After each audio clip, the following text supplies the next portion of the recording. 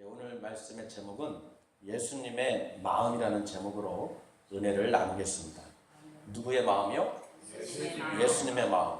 오늘 이제 고난주간이 시작되는데요.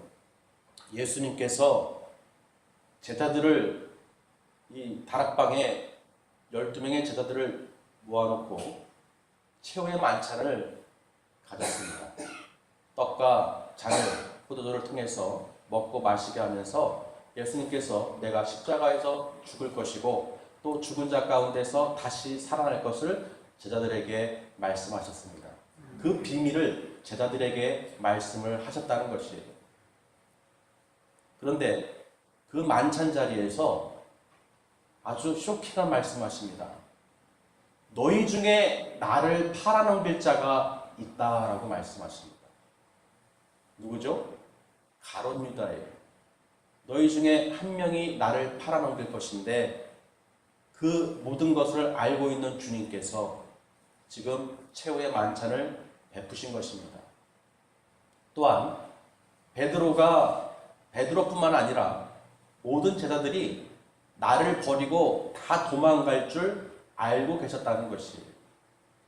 그러니까 지금 이 자리에서, 만찬의 자리에서 이 제자들이 나를 3년 반 이상을 따라다니면서 모든 기적과 이적을 체험하고 하나님의 아들이신 예수 그리스도 메시아인 것을 알고 있는 제자들이 나를 버리고 다 도망가는데 한 녀석은 나를 팔아넘기고 은30의 대제사장들에게 팔아넘기고 또 이 모두는 나를 다 도망갈 텐데 버리고 그 중에 베드로는 닭이 울기 전에 나를 3번이나 부인할 것을 말씀하십니다.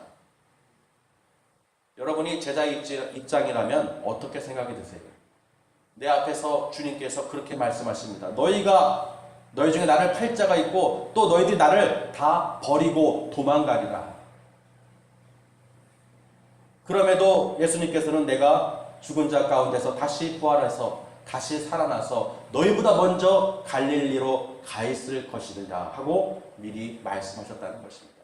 이 모든 얘기가 예수님께서 이미 다 말씀을 하신 거예요. 할렐루야. 그런데 오늘 예수님의 마음, 왜 이 예수님의 마음이냐면요. 예수님께서 겟세마네 그 근처에 가셔서 기도를 하시는데요. 먼저 겟세마네는 기름을 짜는 틀이라는 의미를 갖고 있습니다. 그만큼 기름을 짜려면 고통이 있어요. 할렐루야. 예수님께서는 지금 그 모든 사실을 알고 지금 기도하러 겟세마네 근처에 가서 지금 나아가고 계신 것입니다. 그 마음이 보시면요. 페릴리포스라고 제가 헬라어로 써놨죠. 그 마음이 페릴리포스인데 그 뜻이 극심히 극도로 고통스러운 마음을 표현하는 것입니다.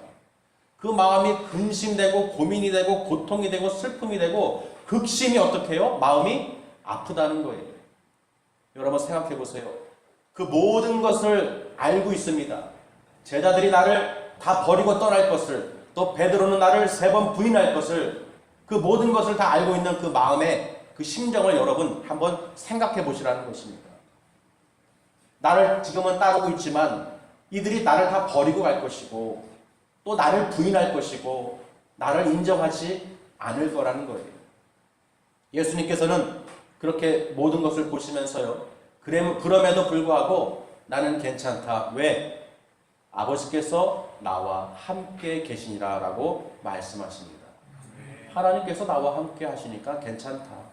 너희들을 나무라지 않겠다. 다 그것이 성경에 기록된 대로 이루어지기 때문에 그럴 것이라는 것을 가르쳐주고 계신 것입니다. 믿으시길 바랍니다. 그러니까 오늘 예수님께서요. 제자들을 지금 이끌고 가시면서 몇 명은 거기 앉히시고 너희들은 여기 앉아서 기다려라. 앉아서 있어라. 그리고 제자 3명을 데리고 좀 더 갑니다. 누구죠? 베드로와 야고보와 요한이죠. 야고보와 요한은 세베대의 아들들이죠. 그러니까 베드로와 세베대의 아들들, 즉 야고보와 요한을 데리고 더 나아가십니다. 그 가운데에 가시면서 제자들에게, 그 3명의 제자들에게 말씀하고 계신 거예요. 내 마음이 지금 심히 고민이 되고 고통스럽고 슬프고 이런 것을 지금 이 제자들에게, 사랑하는 제자들에게 전하고 계십니다. 할렐루야. 그러면 지금 그 제자들이 주님의 마음을 깨달아야 되는데 지금 상황 판단이 안 되고 있는 것입니다. 예수님께서는 그 세 명의 제자들을 너희는 여기 앉아서 깨어 있으라는 것입니다. 기도하라는 것입니다. 그리고 나서 예수님께서는 조금 더 나아가서 땅에 엎드리시면서 하나님께 부르짖습니다. 아버지, 이 잔을 내게서 지나가게 하옵소서. 예수님은 마음은요, 이 제자들의 모든 행위를 다 알고 있어요. 어떻게 행할지 다 알고 있어요. 이들이 나를 배신하고 다 도망갈 것이며 부인할 것이며 모든 것을 다 알고 있습니다. 그 착잡한 심정과 또 모든 고통, 그 십자가의 그 고통을 주님께서는 어떻게 해요? 마음이 아프신 거예요. 그래서 하실 수만 있다면, 아버지께서 하실 수만 있거든 이 잔을 내게서 넘어갈 수 있도록 인도해 주세요 라고 아버지께 그 고통의 기도를 하나님께 드린 것입니다. 그렇게 1시간을 드렸나 봐요. 1시간을 드리고 나서 돌아와서 제자들을 봤더니요, 베드로와 야고보와 요한이 어떻게 해요? 다 졸고 있는 거예요. 누구처럼? 졸고 있는 거예요. 그 1시간도 아니죠. 20-30분이에요. 20-30분을 못 기다리는 거예요. 같이 깨어 기도하고 말씀을 듣고 해야 되는데 졸며 잔다고 돼 있어요. 그러니까 예수님께서 그 자는 모습을 봤을 때 얼마나 마음이 아프시겠습니까? 지금 상황이 어떤 상황인지를 모르고 있는 거예요. 지금 예수님께서 어떻게 해요? 가룟 유다에게 그 파송된 자들, 대제사장들과 백성의 장로들이 보낸 그 무리들에게 칼과 몽치로 가지고 와서 체포하려고 하는 그 상황을 지금 알고 계신데, 그 상황에 너희들이 시험에 들지 말아야 되는데, 할렐루야? 시험에 들지 말아야 되는데, 깨어 기도해야 되는데 졸고 자고 있다는 것입니다. 제자들의 입장에서는 이해가 됩니다. 왜냐하면 그 저녁 만찬을 통해서 또 늦은 시간에 주님을 따라가고 있었으니 졸리지 않았겠습니까? 그렇죠? 그럼에도 불구하고 예수님께서는 3번을 그렇게 말씀하신 거예요. 아버지께 나아가서 2번째 나아가실 때도 말씀하십니다. 내가 이걸 마시지 않으면, 이 잔이 내게서 떠나가지 않는다면 아버지의 원대로 하소서라고 기도하십니다.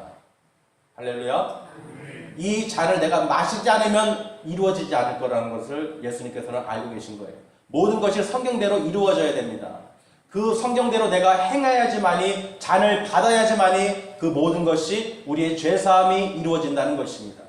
예수님께서 그 잔을 받지 않으셨다면, 그 고통을 받지 않으셨다면, 십자가를 받지 않으셨다면, 짊어지지 않았다면 우리는 영원히 죄인으로서 지옥 불못에 떨어질 수밖에 없는 불쌍한 인생들이라는 것이, 예수님께서 그 잔을 받으셨습니다. 할렐루야. 예수님께서 아버지의 뜻대로 그 모든 것을 받으셨다는 것입니다.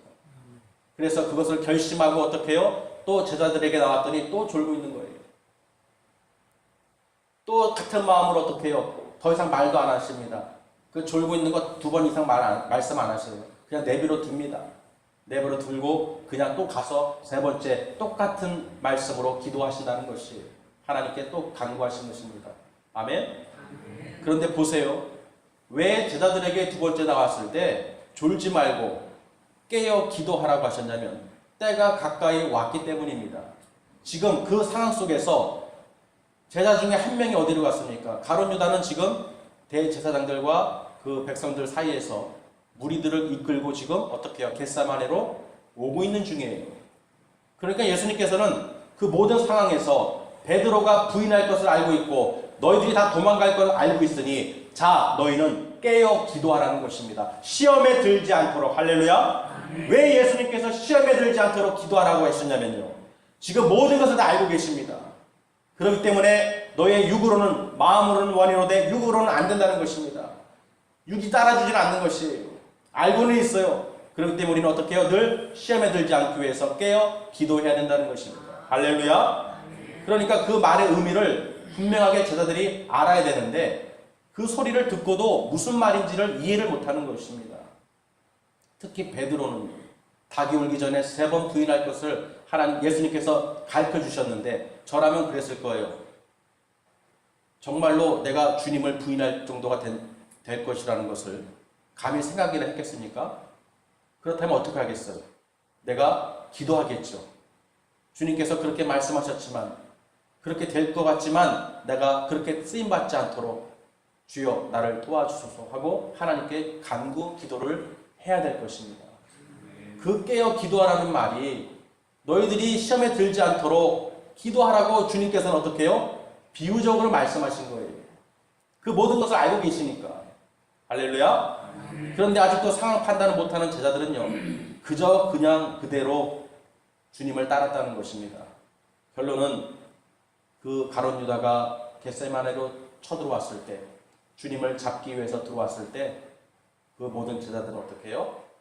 다 도망갔다는 것입니다. 다 도망갔다는 거예요. 말씀대로 이루어졌다는 것입니다. 오늘 말씀은 그 주님의 마음을 우리가 알아야 된다는 것이, 절대로 우리를 모르시는 것이 아닙니다. 다 알고 계셔요. 우리가 죄 지은 거, 또 뭐 행한 거 다 알고 계십니다. 그러나 처음에는 어떻게 해요? 하나님께서, 주님께서 우리에게 말씀으로 권면해 주시고 깨닫게 해 주십니다. 그런데 두 번, 세 번 되면은 더 이상 말씀을 안 하십니다. 아멘? 더 이상 말씀을 안 하셔요. 이미 그렇게 될 것을, 어떻게 될 것을 알고 있다는 것입니다. 그래서 우리가 깨어 기도하라는 소리를 들을 때 깨어 기도해야 되는 것이, 그 소리를 무시하고 내 생각대로 가게 되면 가룟 유다와 같이 된다는 것입니다. 아멘? 하나님의 음성을 들을 수 있어야 돼요. 오늘 주님께서 베드로와 야고보 요한에게 하신 말씀처럼 시험에 들지 않도록 깨어 기도하라. 기도하라. 분명하게 메시지가 있습니다. 기도하라는 것은 하나님의 메시지입니다. 우리가 그 모든 것을 받아들이고 우리가 주님의 음성을 들을 수 있는 귀가 열려야 된다는 것입니다. 아멘. 기도하라는 말을 듣고도 무슨 말인지도 몰라요. 하나님은 다 보여주시고 알려주십니다. 그런데도 그 소리를 듣고도 깨닫지를 못해요. 졸고 자요. 답이 없다는 것입니다. 제가 며칠 전에 참 재밌는 일을 겪었는데요. 왜 또 그 일을 겪게 하셨나 했더니, 오늘 또 말씀으로 또 선포하라고 또 가르쳐 주신 것 같습니다. 무슨 얘기냐면요. 실명은 거론하지 않겠어요. 어느 분이 그림이 하나 있는데 비싼 그림이래요. 경매에 3천만 원 이상 하는. 그래요. 저는 그림을 잘 모르니까 기대를 했어요. 그거 정말 비싼 그림인가 보다 하고 이제 그걸 가서 봤습니다. 여지껏 제 평생에 그림 보고 웃은 적은 처음이에요. 정말로 그림 보고 웃은 적은 처음입니다. 이거는 제가 볼 때는 솔직히 초등학생도 그리겠다 하는 그런 느낌을 받았어요. 아니 이게 무슨 3천만 원이고 3만 원 줘도 안 사겠습니다. 저 같으면 이렇게 얘기를 했습니다. 그리고요, 그래도 모르니까 그림을 아는 친구에게 물어보고 또 검색을 해봤더니요, 되게 유명한 사람, 프랑스 루브르 박물관, 영국 대형 박물관, 뉴욕 카네기홀 등등등 거기에 그의 작품이 소장되어 있습니다. 우리나라에서 그런 박물관에 전시되어 있는 사람은 많지가 않습니다. 손가락 안에 들어요. 손가락 안에 드는 분이에요. 유명한 사람이에요. 그 순간 어때요? 그 그림이 달라 보입니다. 욕심이 생겨요. 얼마야? 야, 귀한 거구나. 제가 이 이야기가요, 제가 왜 전해드리냐면, 그걸 제가 그렇게 제 생각대로 막 하고 했는데, 하나님께서 어느 순간은 딱 저에게 생각을 주시는데요. 어떤 생각이냐면, 잘 들어보세요. 처음에 내가 볼 때는 가치가 없고 볼품이 없습니다. 우스워요. 조롱거리예요. 그런데 누가 만들었냐는 것을 알았을 때는, 유명한 사람이 만든 것을 알았을 때는 그 작품이 어떻게 해요? 달라 보이다는 것입니다.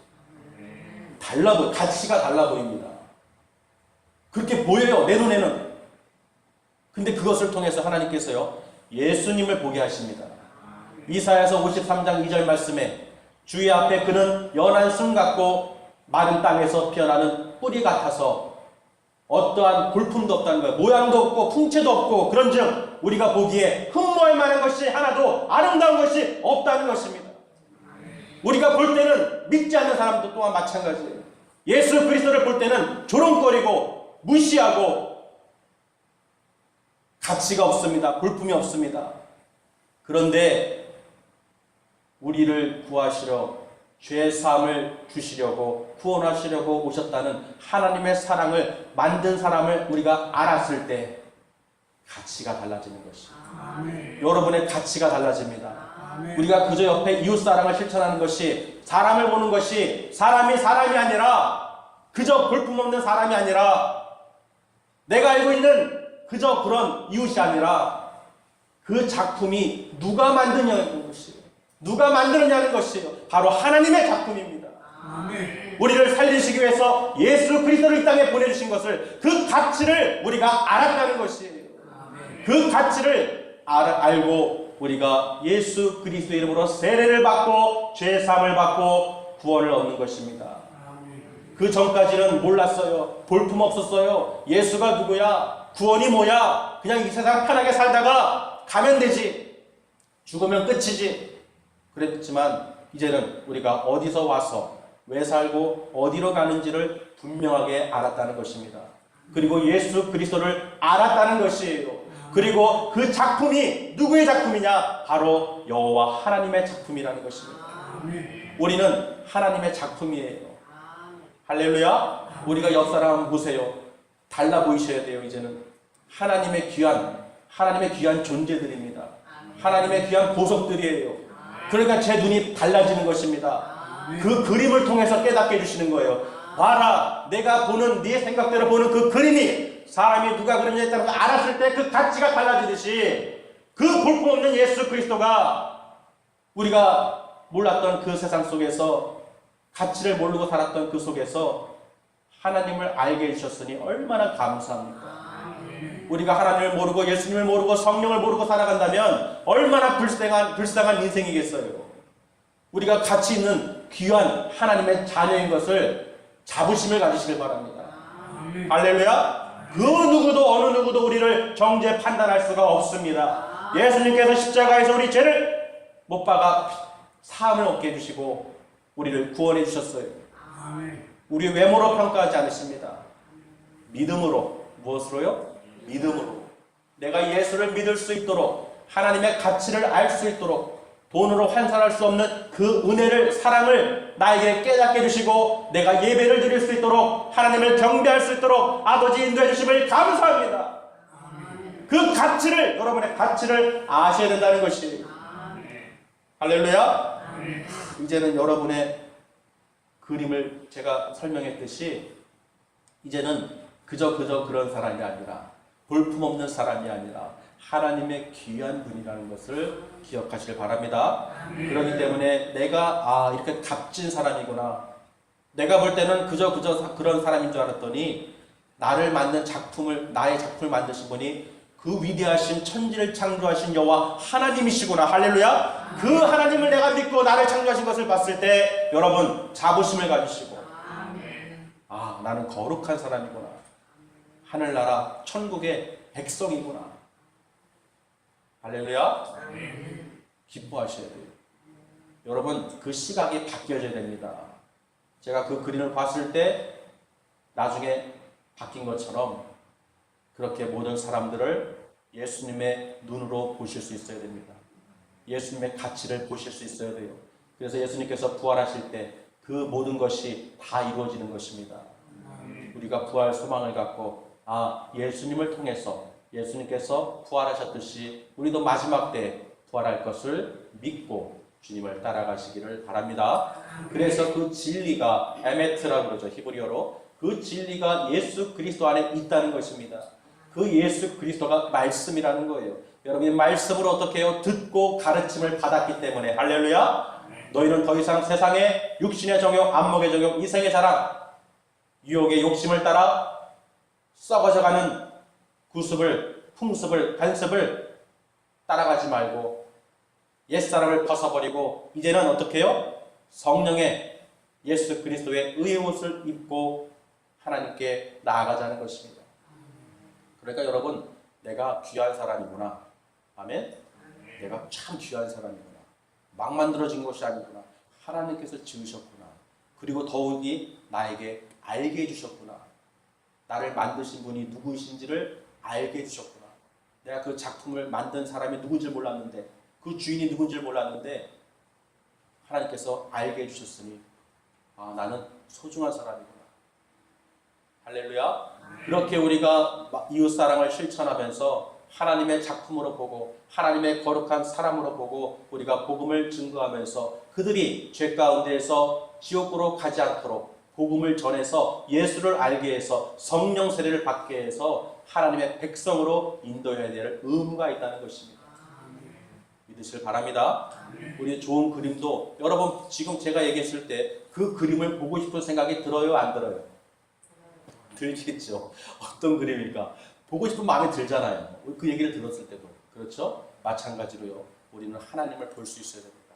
오늘 말씀을 통해서 꼭 예수님을 만나시고 성령 안에서 기도하시면서 주님의 음성에 귀를 기울이시기를 주님의 이름으로 축원합니다.